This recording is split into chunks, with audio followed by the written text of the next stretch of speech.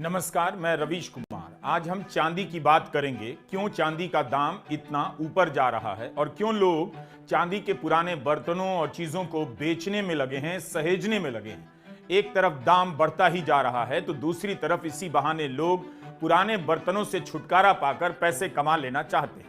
बेचने वालों को फायदा तो हो ही रहा है, लेकिन पिछले एक साल में जिन्होंने चांदी में निवेश किया होगा, नया खरीदा होगा, उनके मुनाफे का भी अंदाजा नहीं लगाया जा सकता। इस समय 1 किलो चांदी 3.5 लाख की हो गई है। एक साल पहले 1 किलो चांदी 95,000 रुपए थी। जनवरी 2026 में 3.5 लाख की हो गई। एक साल में चांदी में 250% का उछाल आ गया। 250%। भारत में चांदी की सबसे अधिक खपत होती है, मगर इस कहानी में किरदार और भी कई देश हैं जहां चांदी का उत्पादन होता है। दुनिया में 65% चांदी चीन से आती है।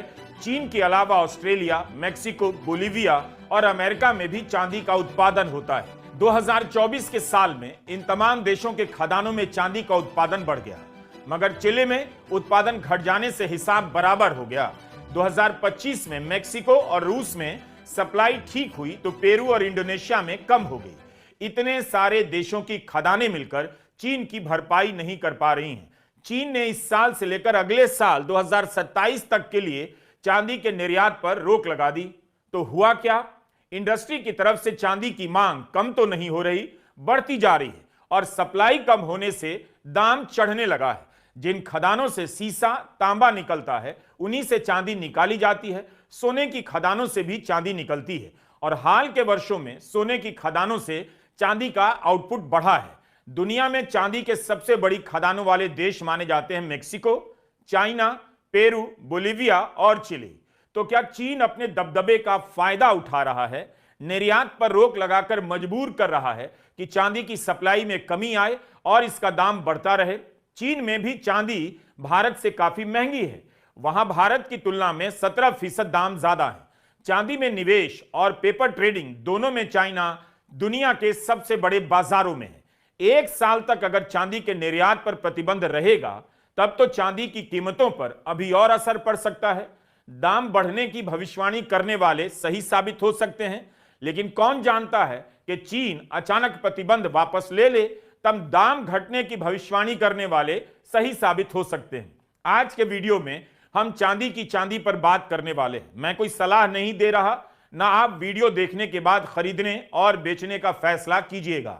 चांदी को लेकर दुनिया भर में क्या रिपोर्टिंग हो रही है, किस तरह की बातें हो रही हैं, हम उन्हीं को इस वीडियो में आपके लिए समेट कर लाए हैं। मेरे पास इस सवाल का जवाब नहीं कि पिछले एक साल में 250% चांदी का भाव बढ़ गया। इस साल के पहले महीने में 55% बढ़ चुका है, तो आगे और कितना बढ़ सकता है? यह सब जानने के लिए चांदी से पहले आपको रॉकेट खरीद लेना चाहिए, ताकि चांदी से पहले आप रॉकेट से आसमान में पहुंच जाएं और वहां से दुनिया भर में चांदी के भाव को अपनी तरफ यानी आसमान की तरफ आता हुआ देखें और हिसाब लगाएं। दूसरा तरीका है कि चांदी को लेकर आने वाली खबरों, घोषणाओं पर ध्यान रखिए, जागरूक रहिए, सतर्क बनिए। जिन लोगों ने चांदी को तुच्छ समझा होगा, आज वो खुद को कितना तुच्छ महसूस कर रहे होंगे। पिछला एक साल का रिकॉर्ड बताता है कि दाम बढ़ने की भविष्यवाणी ही सही साबित हुई है और बीच बीच में भयंकर दाम गिरने पर हाय हाय करने वालों को 1-2 दिन ही सही साबित होने का मौका मिला है। दुनिया भर के देश चांदी को स्ट्रेटेजिक मेटल कहने लगे हैं। जिस चांदी के ग्लास को, कटोरी को, पायल को, बिछिया को कोई पूछता नहीं था, उस चांदी के नाम पर मुल्कों में वॉर हो रहा है।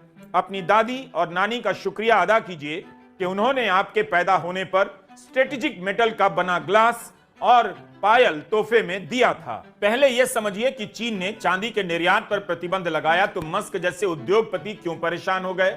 मस्क का कारोबार किन चीजों का है और भविष्य के उद्योग समझे जाने वाले सेक्टरों में चांदी की मांग क्यों बढ़ रही है। मस्क ने कहा कि कई तरह के इंडस्ट्रियल प्रोसेस में चांदी का इस्तेमाल होता है, इसलिए चीन ने प्रतिबंध लगाकर अच्छा नहीं किया है। मस्क की टेस्ला इलेक्ट्रिक वाहन है, बैटरी से चलने वाली कार, इस तरह की कारों में चांदी का इस्तेमाल होता है। लेकिन चीन इस तरह की कारों के निर्माण का खुद ही सबसे बड़ा केंद्र है, तो क्या चांदी के दाम बढ़ने से चीन को नुकसान नहीं हो सकता? चीन की BYD कार की बिक्री दुनिया भर में टेस्ला से भी ज्यादा होती है।